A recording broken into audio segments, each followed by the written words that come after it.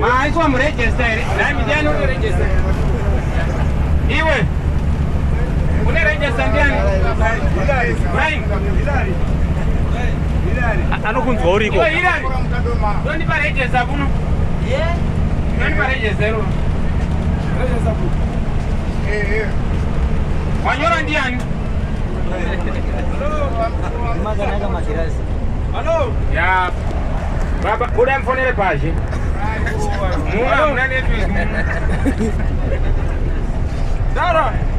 Kana usima mregister. Mabagwa umwani.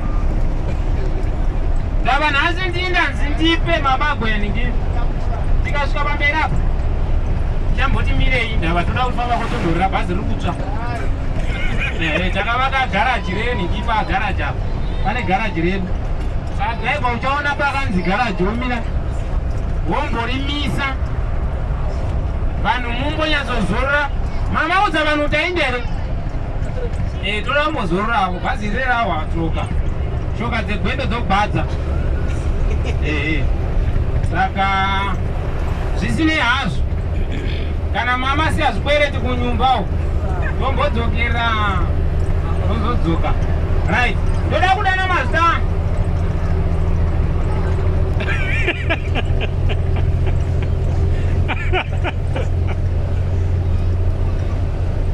Aita uchizungumza msore.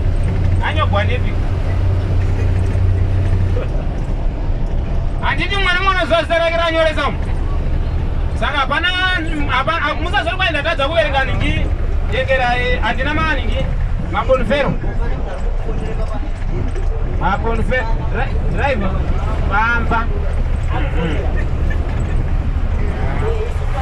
Chapamba nemu zvakanaka amazwa. Chapamba idlai mari yose. Emahupa iya. Mutani stika namateksi tokukwidzayo. Isu Rimbi tositoga. Tokwanisa kukwidza makastoma kana usina mari yekuenda kulocation. Tokukwidzayo. Chero iyo zuva denda rebhazi rinongada kudzoka naro. Tongana kusvitsa kuti tokudzosa futi. Tokupa nhambo yekutenga. Wapedza kutenga chero usati wapedza togona kungodzoka neusina kupedza futi. Hatirambidzwi kudzoka nemunhu isu. Mopawa. Ndasara ndikupe mabako. Nhasi tiri kupa munhu wose ari munomu. Drinki nechingwa, drinki nechingwa, drinki nechingwa.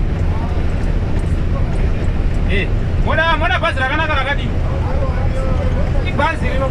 Tichingoyambuka bhodha, tiri kupa machipisi. Jongwe mukati nehuku, jongwe mukati nehuku, jongwe mukati nehuku pamunhu. Moda bhazi rakadini. Zora. Kune vasikandi huku. Mese modha ndazona nokunyarara. Fesi dzeni dzikuradza dzautoda KFC. KFC. Asi munongorangarira kuti kuno masiya vamwe zvakavaomera avo. Maticha haasi kudzidzisa vana. Saka vana ndasiya ndava pamabasa. Mombe dzikufudzawo pavo. Manyatera ekujonugwa hadhuri. Ndipandouya nawo kana ndatadza kukwana ndovasvitsa asi kana ndakwana handisvitsi. Nawe Musa. Vanhu vese vari mukukwira. Vanhu vese vari mukumaduwa. Saka nekune gwako waita ndomasaga ako mawira awo. Yakudana rejesa uchipiwa chingwa chako, rejesa uchipiwa chingwa chako.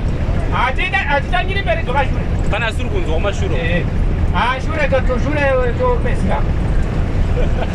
Pesika shure. Saka izogara makaziva kuti aiwa ibhazi rine vanhu vakanaka rino. Rine makaradhi, rine madhafu, rine namandebvu, rine nani? Neni ndirimo. Hatisi kuona izvi. Saka ivo svika noenda Joni, mochirega kunyeya. Ukangokwa uchinyeya neshona, vanokubida. Uchingoyambuka bhodha wototanga makanzeni, lapana cholocho, kumhono.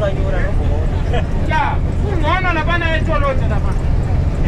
Nyora mwana. Mwana ari chitupa yo.